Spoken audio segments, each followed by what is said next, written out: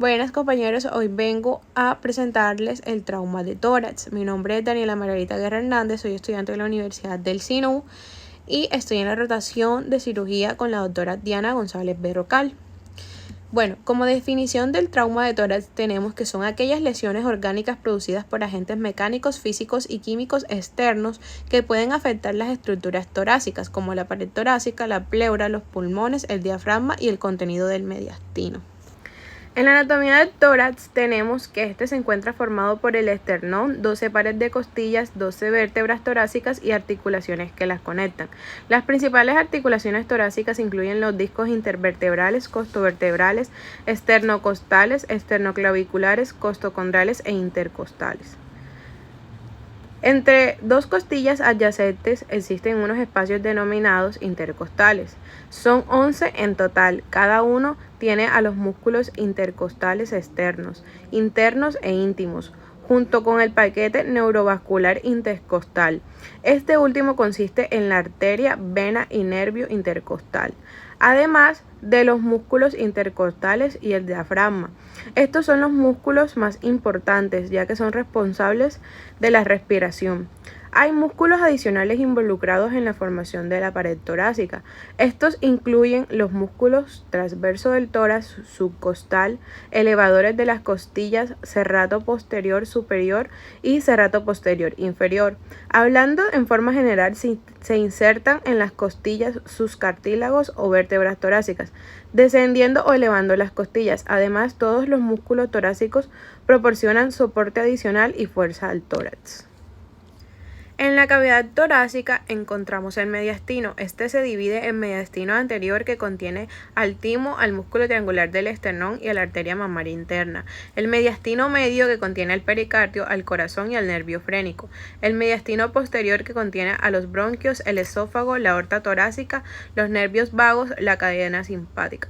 El mediastino superior contiene al callado de la aorta, a la carótida primitiva izquierda, la vena cava superior, la tráquea, el esófago, la cadena simpática y el nervio vago. Continuando con la irrigación, tenemos que todas las arterias torácicas se originan de la aorta y las tres más grandes son el tronco brachiocefálico, la arteria carótida común izquierda y la arteria subclavia izquierda. Algunas arterias viscerales también irrigan varios órganos torácicos, incluyendo las arterias bronquiales esofágicas, pericárdicas y muchas pequeñas arterias mediastinales. De la aorta torácica también se emergen ramas parietales para los músculos torácicos. Esto incluye las arterias intercostales posteriores, frénicas superiores y subcostales. En términos de drenaje venoso, las principales venas del tórax son la vena cava superior, el sistema venoso ácigos, las venas miácigos, accesoria, venas pulmonares, venas esofágicas, venas torácicas internas, venas cardíacas, venas intercostales superiores. Estos vasos recolectan toda la sangre desoxigenada de los músculos y órganos del tórax y finalmente la llevan hacia la vena cava superior. En la epidemiología del trauma tenemos que es la principal causa de muerte en el mundo. El trauma de tórax tiene una mortalidad del 20 al 25% y menos del 10% de las lesiones torácicas contusas y del 15 al 30% de las lesiones penetrantes necesitan intervención quirúrgica. En Colombia tiene una mortalidad del 10%.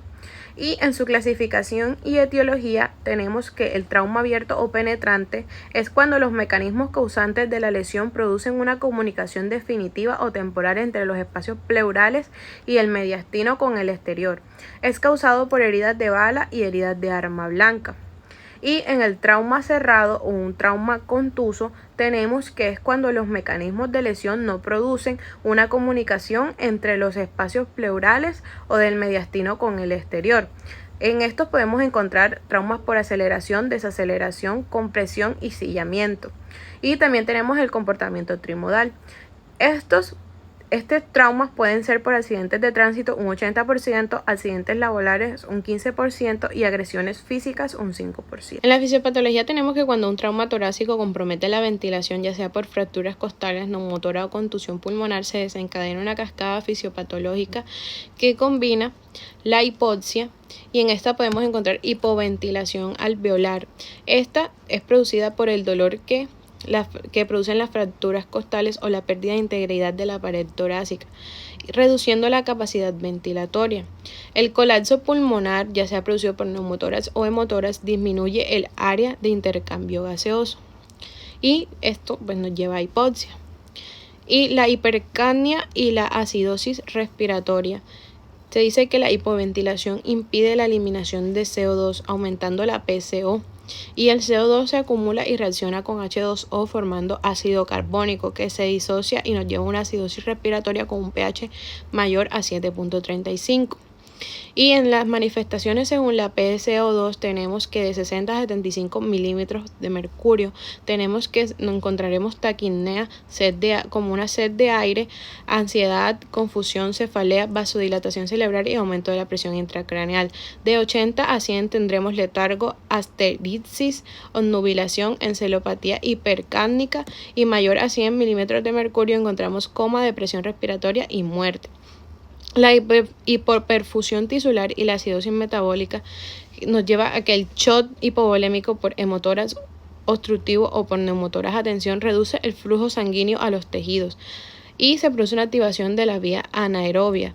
Y la glucólisis anaerobia genera ácido pirúvico, convirtiéndolo en ácido láctico, y se aumenta el lactato, aumento de protones, y esto empeora la acidosis. Para la evaluación del trauma tenemos primero que preguntarnos ¿cuáles son las lesiones que amenazan la vida? En esta tenemos la obstrucción de la vía aérea, las lesiones traqueobronquiales, el neumotórax abierto, el neumotórax a tensión, el hemotórax masivo, el taponamiento cardíaco y la pérdida circulatoria traumática. Pues en la obstrucción de la vía aérea puede ser causada ya sea por edema o una inflamación, por sangrado o por vómitos o sangre. En este también podemos encontrar que a veces la obstrucción es por los mismos dientes. Y tenemos que ver si la lesión la lesión laringea es provocada por un trauma mayor o por un trauma contuso en el cuello. En la inspección de la orofaringe tenemos que ver si hay cuerpos extraños, como ya lo había dicho, los dientes, o pues algo que esté obstruyendo la vía aérea. Y clínicamente encontraremos la retracción subcostales, tirajes costales, cianosis, estridor, enfisema y una hambre de aire. La lesión del árbol traqueobronquial, esta es el desgarro o pues la lesión de la tráquea y los bronquios. Esta es inusual pero puede ser mortal. Muchas veces las personas mueren en el lugar de los hechos. Clínicamente encontraremos hemotisis, un enfisema pues subcutáneo en la altura del cuello, puede ser cervical, neumotórax a tensión y cianosis. Podemos diagnosticarlo mediante una broncoscopia y pues el tratamiento sería una toracostomía cerrada. Cuando la persona la conducta es quirúrgica cuando la persona está inestable. Cuando la persona está estable es mejor diferir hasta mejorar la inflamación. En los problemas respiratorios, pues tenemos que exponer el tórax y el cuello, palpar y mirar los movimientos respiratorios. En estos podemos encontrar el neumotórax a tensión, el neumotórax abierto y el hemotórax masivo. El neumotórax a tensión consiste en la presencia de aire en el espacio pleural que por algún mecanismo valvulado ingresa a presión de las dos pleuras pero que no puede ser eliminado, ocasionando un aumento del tamaño y llega a producir una presión positiva dentro del tórax y desplazamiento contralateral del mediastino.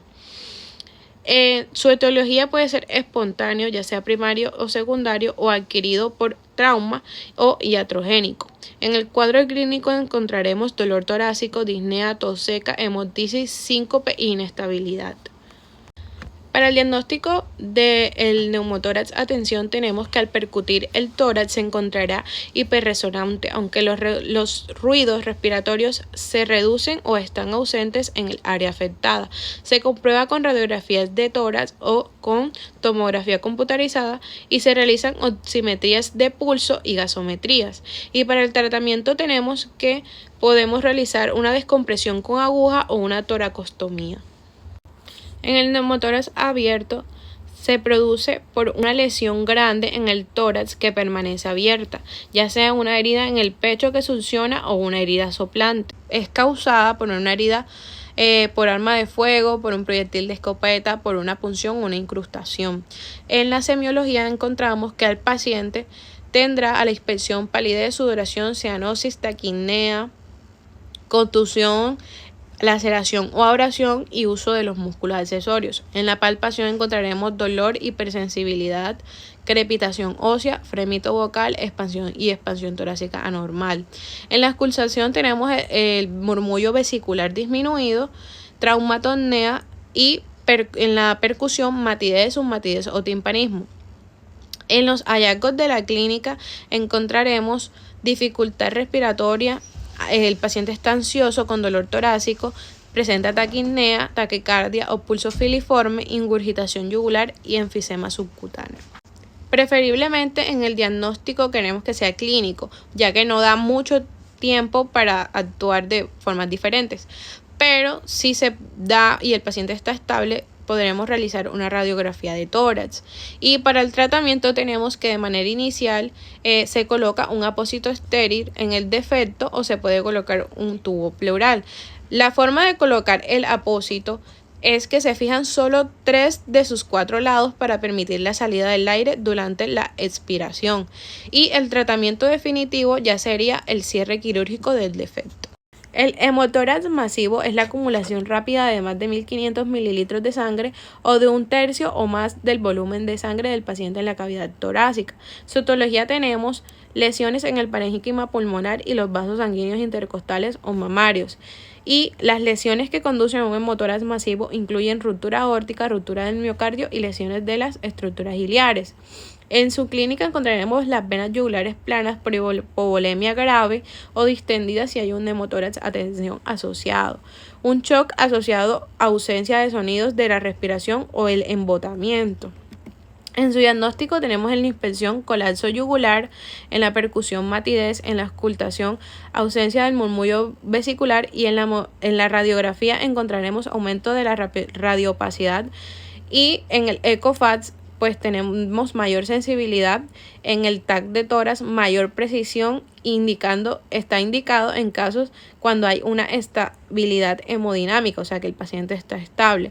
Y en el manejo inicial tendremos que la restauración simultánea del volumen de sangre, descompresión de la cavidad torácica, canalizar 2 vías, infundir cristaloides, transfusión de sangre no cruzado específica, recoger la sangre del tubo torácico en un dispositivo adecuado para la autotransfusión. Y pues el manejo quirúrgico tenemos la toracotomía, que debe haber un débito inmediato de 1500 mililitros o más de sangre, pérdida continua de sangre de 200 mililitros por hora durante de 2 a 4 horas y se necesita una transfusión persistente. Y pues cuando hay una lesión precordial con paro presentado, se hace la toracotomía. El taponamiento cardíaco es la acumulación de sangre en el saco pericárdico. Y pues tenemos que produce un aumento de la presión intracavitaria, lo que restringe el llenado ventricular diastólico y la perfusión coronaria. En su etiología tenemos que se puede presentar por lesiones penetrantes. Y encontraremos en la clínica la triada de Beck, que es la ingurgitación yugular, la hipotensión y los ruidos cardíacos disminuidos. Y en su clasificación tendremos que hay una clasificación grado 1 que es de 200 cc o menos de sangre y se caracteriza por aumento de la presión venosa central con taquicardia compensadora. Y en la grado 2 tenemos que es más de 200 cc de sangre y mayor aumento de la presión venosa central. Y la taquicardia tendremos índice cardíaco bajo y tensión arterial baja. Y en la grado 3, si no se libera la presión intrapericárdica igual a la presión de llenado ventricular. Su diagnóstico se puede hacer por ECOFATS o por ecocardiograma. Y para su tratamiento tendremos una pericardiocentesis urgente, una toracotomía anterolateral o una esternotomía. Bueno, y pues la encuesta secundaria que tenemos que hacernos es cuáles son las lesiones que no son letales inmediatamente. En esta encontramos el neumotórax simple, el hemotórax, la disección aórtica, la contusión pulmonar, el tórax inestable y la ruptura esofágica. En el neumotórax simple tenemos que el aire ingresa al espacio potencial entre la pleura visceral y la parietal e interrumpe las fuerzas de cohesión entre la pleura visceral y la parietal, permitiendo que el pulmón se colapse. Y en el hemotórax tenemos que es el acúmulo de sangre en la cavidad pleural Y este se da por laceración del pulmón, de los vasos grandes, lesión de los vasos intercostales, lesión de la arteria mamaria interna o fracturas costales. El tórax inestable es cuando ocurre una fractura de 3 o más costillas en 2 o 3 lugares diferentes, creando un segmento de la pared torácica que se mueve al revés de lo normal durante la respiración. En la inspiración, el segmento fracturado se hunde mientras el resto del tórax se expande, y en la expiración el segmento sale mientras el tórax se relaja. Y en la contusión pulmonar tenemos que es un hematoma en el pulmón causado por un traumatismo torácico y donde hay sangre y otros fluidos que se acumulan en el tejido pulmonar y interfieren con la ventilación y potencialmente conducen a la hipoxia. La lesión cardíaca Roma es una lesión que se causa por un trauma que es no penetrante, que es un trauma contuso, ya sea por un accidente automovilístico, por un peatón golpeado, por un choque de motocicleta, por una caída de una altura de más de 20 pies o 6 metros, y esto puede causar una contusión muscular del miocardio, una rotura de la cámara cardíaca, una distensión de la arteria coronaria o trombosis y alteración valvular. Para el diagnóstico de este tenemos el FACS, que es de fácil acceso, y el ecocardiograma bidimensional. También se puede utilizar el electrocardiograma, que nos va a dar un bloqueo de rama derecha, elevación del segmento ST y extrasístoles ventriculares y fibrilación auricular.